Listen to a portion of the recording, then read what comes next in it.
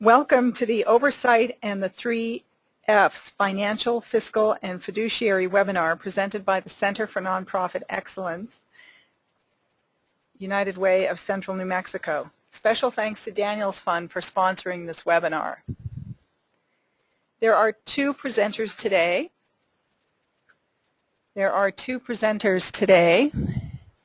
Ann Noakes and Ian Escabel. Ann Noakes is a community volunteer and has been serving on boards for 30 or more years.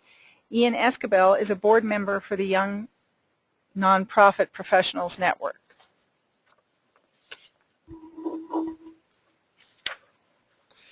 Welcome to today's webinar on the 3 F's, Fiscal, Financial, and Fiduciary. And we're going to cover all of those topics over the next half hour or so. Part of the items that we're going to be covered include the duty of care,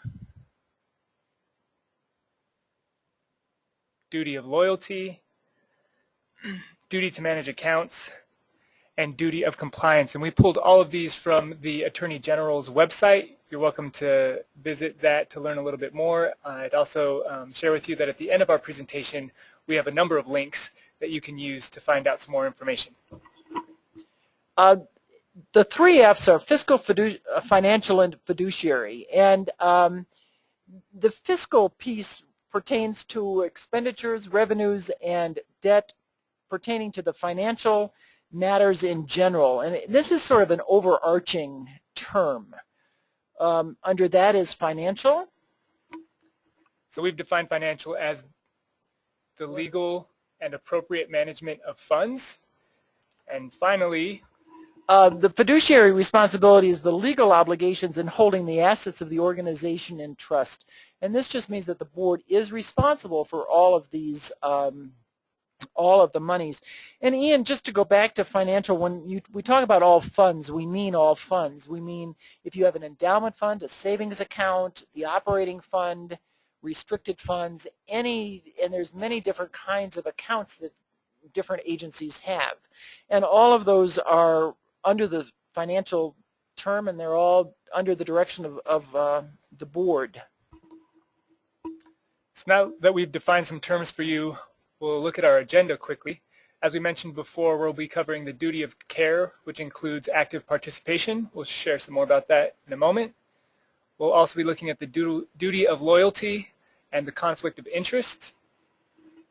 And we're going to talk about the duty to manage accounts, which is the financial oversight picture, and the duty of compliance, which is adhering to the regulations of all governing bodies. And this is not just the local, but it's local, state, and federal laws that we all must comply with.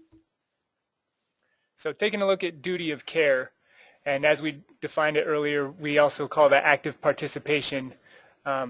This is just ensuring that your board members are getting involved, that they're attending meetings, that they're being prepared to make informed decisions. Hopefully you're sending out some information to board members a week or so in advance so that they can review that information, so when they come to the meetings, they'll be prepared to jump right into discussions rather than spending that time during the board meetings to review the documents or read the minutes. Hopefully your board members have already done that. When they show up, they can jump right into talking about some of the big decisions they need to make. And then the last item we talk about is carrying out duties in a reasonable and responsible manner. You see this icon in the bottom right corner. That's our avatar for a reasonable and responsible person. Often when board members are making decisions, the standard to judge their decisions based on is what would a prudent person decide. And a prudent person, again, can be reasonable and responsible. But that's one of the standards that you definitely want to keep individuals accountable to. So whenever they're kind of going back and forth, well, what should we decide on this? What's our situation? To use that prudent person standard can be very helpful. I just want to add a little bit about the minutes. I think it's extremely important that every board member realize that the minutes are the legal document that has written down all the actions of the board, and they have to be correct. And so it is incumbent upon the board to read those minutes and make the corrections, because if the minutes are wrong and someone comes back and questions the minutes, It's what's written that's legal. It's not, oh, but we didn't mean the word not. We meant, but if the word not is there, then that's what happens. So I think it really is incumbent on every board member to read the minutes extremely carefully. The next item is duty of loyalty, and this is this whole conflict of interest thing. And so let me sort of talk about conflict of interest for a few minutes. As a board member, we are not supposed to gain financially from being on a board. And so the conflict of interest says that if you are a board member, you cannot make money from an action of the board. Now, let me explain that just a little bit further. If you are on a board and a board wants cupboards built and you are a craftsman, a carpenter, the board needs to put out 3 RFPs and you are welcome to bid if you think you can do the job. Then the board can make a decision between the 3 RFPs, and the whole purpose of this is transparency. You don't want everyone in the community to think, oh, well, if I'm on that board, I'll get all this business. That's not what you want. You want to know that the board has looked at other people in the community and that you are the best choice. When the board is discussing the RFP and talking about the work being done and payment, etc., you must recuse yourself from the board meeting. You must leave the boardroom, and then you are welcome to come back at the end of that discussion. You are still counted as a part of the quorum when you leave the room, but you must not be there to hear this discussion. And I know that in small communities this is an issue because there's not a lot of choices, and there may be other family members that are involved. There may be neighbors. There may be just a lot of very close people that are going to bid on this. But if the board has a policy that says for everything that we're going to purchase, we will have 3 bids, then the board can choose whoever they want, and it's okay. You just don't want it to look like, as a board member, you're getting extra attention and extra, well, as I say, if you're on the board, you can make a lot of money because you'll get all their business. So you don't want to do that. This does need to be a written policy, and a lot of boards have their conflict of interest statement in their bylaws. Other boards do not, but they have a very specific policy for conflict of interest. And this should be talked about once a year at board orientation or new board member training, or some time during the year. There needs to be a review of this so that everyone on the board is aware of this. And then I feel that every board member should sign a conflict of interest statement, and it should be maintained with their other board documents so that there just isn't any question about who got the bid and why. So now we'll talk about duty to manage accounts. And this is an incredibly important one. We have on our slide, each board member is responsible for the legal and appropriate management of funds. So we wanted to be really clear on this because sometimes board members might think, oh, well, there's the treasurer of the board and they got that financial stuff covered, or the business manager or financial director, whoever the person is who oversees a lot of these funds. It's also the responsibility of each individual board member. So just as Ann was talking about the importance of these board members reading the minutes, it's also important for each board member to be reviewing the finances for every meeting. Different financial statements. Often you might be able to see budgets. It's really helpful to see budget to actuals so you kind of get a sense of how you're doing and moving forward, what the financial health of the organization looks like. And these are things that board members should be analyzing. If they have questions, bring those to the table during the meeting. Why are we at a lower amount over here than over here? What are our projections? Often there are unusual timings of both revenues and expenses in nonprofits, and hopefully that's something that your board members can note or catch. Maybe a grant comes in a little bit later in the year, so it looks like you're going to be underwater in a certain fund, but because that grant is expected to come in at a certain time or you get reimbursed at a different time, that could change the timing. But hopefully your board members are picking up on those things and asking those types of questions to learn more about the financial health. You know, Enron didn't help any of us, and that because of Enron and some of the other for-profit agencies and businesses that went south a couple of years ago, this whole financial piece has really come to bear. And again, I can't emphasize enough what Ian has been saying, is it's the board's responsibility. And if you don't do it and there's a problem, then it's on the board. And you just need to be very aware of what's going on financially. And this is something we'd recommend that the board do monthly if possible. You should be reviewing these documents, these statements, every single month. Yeah, because if you're told that you don't have any financials and it's 8 months, 9 months, 10 months down the road, you need to ask some real serious questions and get in there and do some real serious looking at what's going on in that agency, because who knows what's happening. The next piece is financial oversight. And again, this is sort of a reiteration of some of the stuff we've said, but it's also some new things. One of the board's responsibilities is to approve the budget. The budget is not written by the board usually. Now, in a very small agency, if it's all volunteer, then of course the board writes the budget. But if there's staff, the staff usually puts together the budget, brings it to the finance committee of the board, if there is one, and then brings it to the board for approval. And the EDs usually collects all of the information from the program people and then puts together the draft budget, and then it comes up for approval. And this is a very important part of the board's responsibility financially.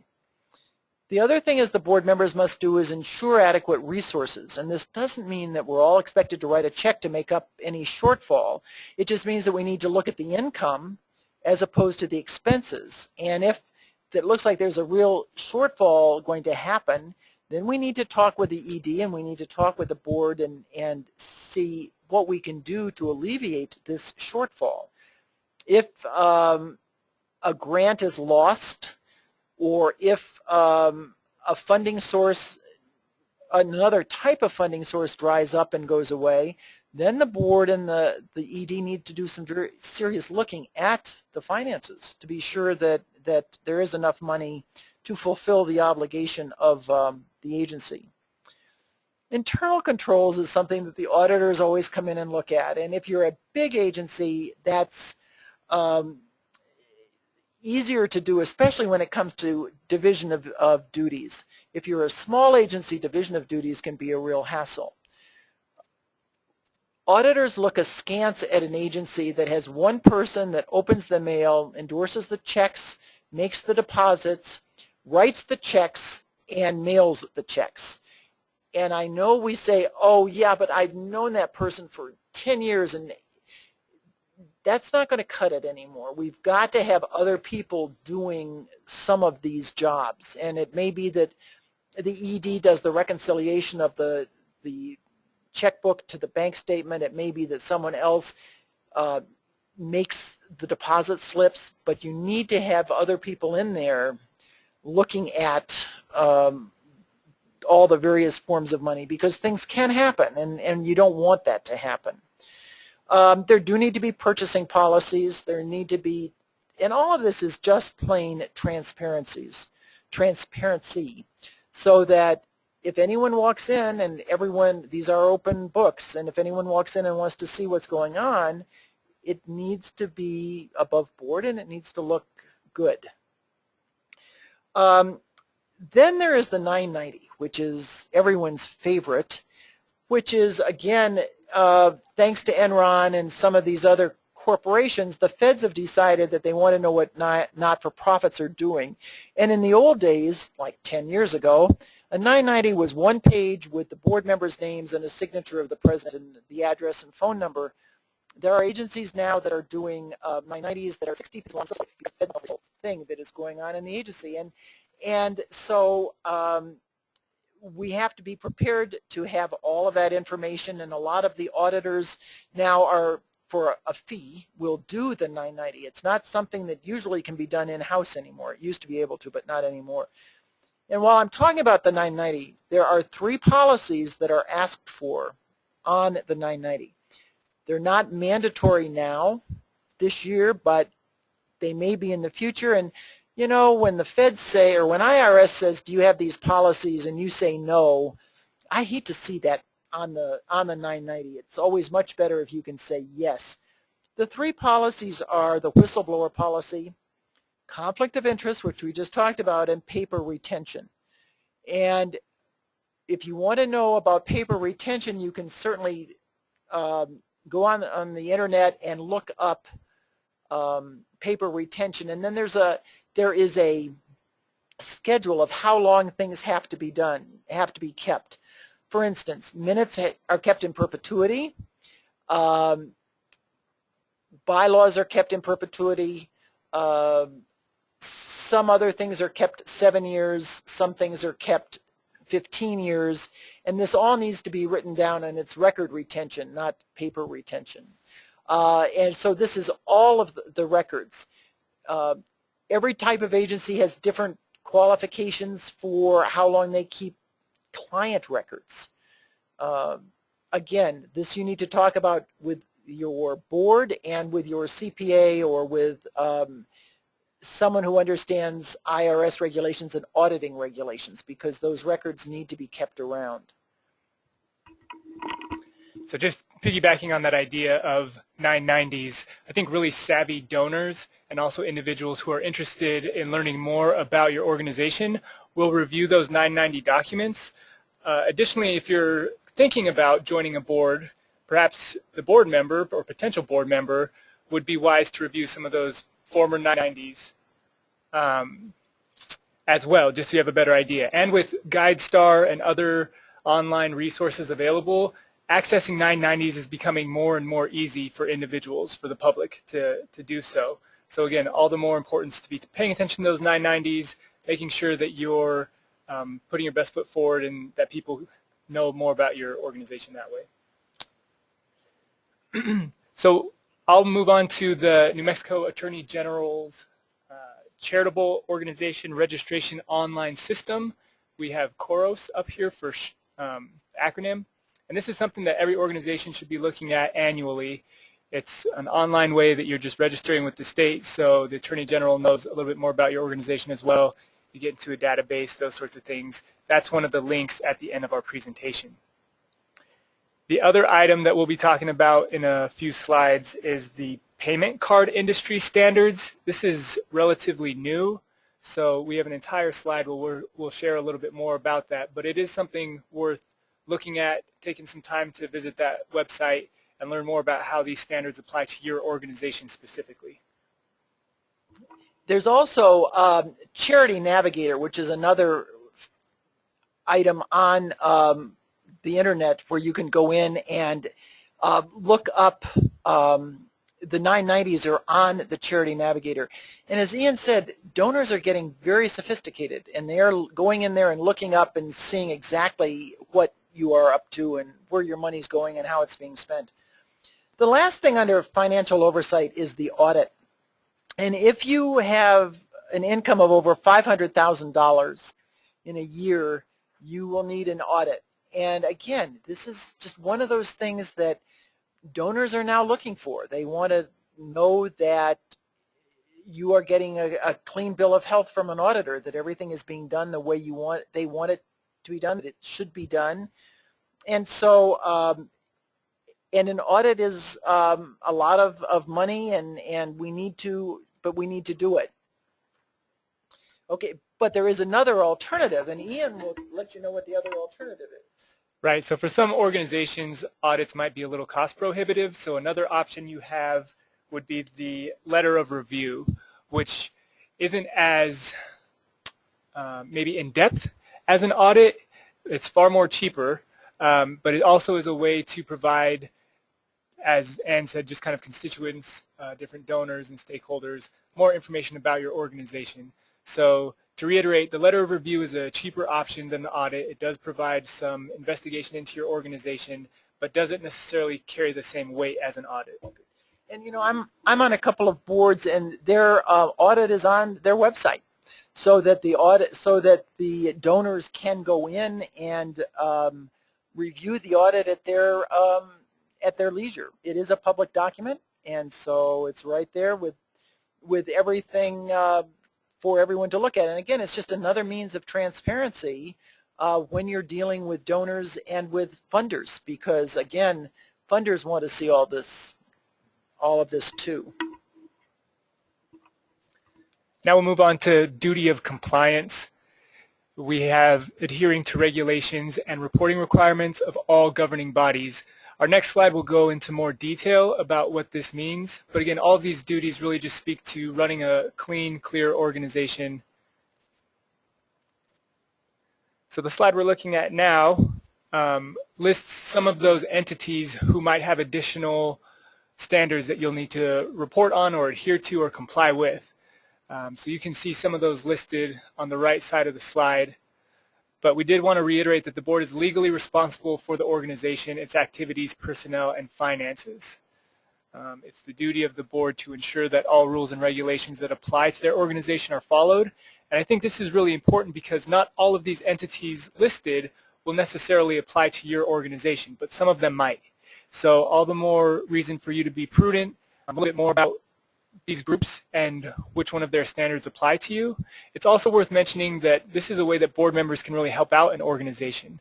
Perhaps in their private career, they know some of these entities, or they are familiar with HIPAA or OSHA, which Ann will share a little bit more about, but they can really describe that and share that with your organization so that you have a clearer understanding. Let's just talk a minute about OSHA. You know, that's the federal law that protects the safety of people at the organization. And this deals with how do you handle needles? Do you wear gloves when you pick up a child? All of the things about airborne pathogens, and we're all required to have that poster hanging somewhere in our offices about OSHA and the safety precautions, and you just need to be very sure that the OSHA requirements are met.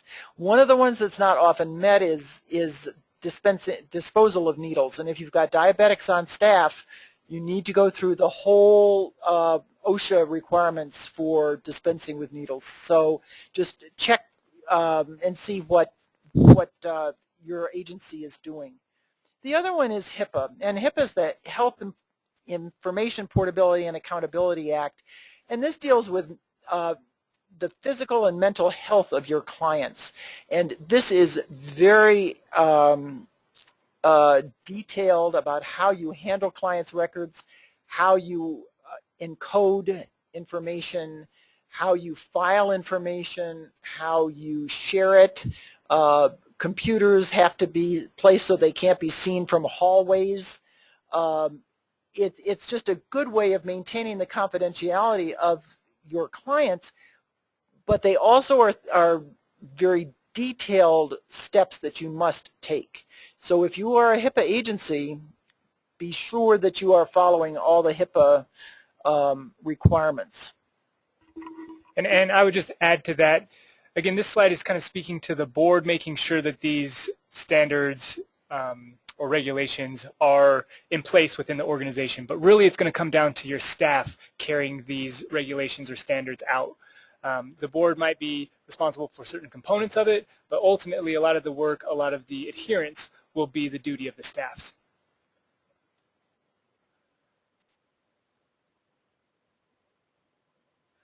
So as I mentioned earlier, we'll talk a little bit more about this payment card industry standards. And this is for any organization who maybe receives donations using credit cards or has a credit card that they use themselves, or really any business conducted with credit cards is how I understand it. Organizations will benefit by reviewing some of these standards and making sure that they're in compliance. There's a link at the end of the presentation, as I mentioned before. I really recommend you go on to learn more about that and how it relates to your organization specifically with the use of those credit cards. A couple of other things that are part of fiscal oversight, and one of that is that you need to follow the IRS standards for reimbursement of mileage and per diem. You can't suddenly decide that you're going to have $150 per diem when you go to the neighboring town for a conference, unless everyone in town is paying $150 per diem. It has to be within reason, and it has to comply with the local standard, so that everyone in the community is getting reasonable or just about the same thing. The mileage is set by IRS. The per diem is not, can vary. And the same holds true for compensation of executive directors. If you've got an ED and as a board member you are looking at her or his salary, you can't suddenly decide to double it. Unfortunately, IRS knows that, and your donors see that on the 990, and they come knocking on the door and saying, what's going on? Because of all of this information that's online now, we all have to stay in the way that the community is feeling responsible for these salaries. So you just can't go way out on a limb and really, you may want to, but you just can't, because someone's watching over you. I just want to remind you all that there is a list of resources. The other thing is that online you can type in any of these things. You can certainly type in IRS and you can find more information about IRS than you probably ever wanted to know. But you can also, the Attorney General's website has lots of good information on it. So please make use of that. And I just want to say thank you, and thank you, Ian, for this. Thank you very much. Well, and thank you, Ann, as well. I'd also just like to reiterate, the Center for Nonprofit Excellence has a number of excellent resources, so hopefully this has been helpful to you all, but I encourage you to come back to the website and take a look for some more resources that could be helpful.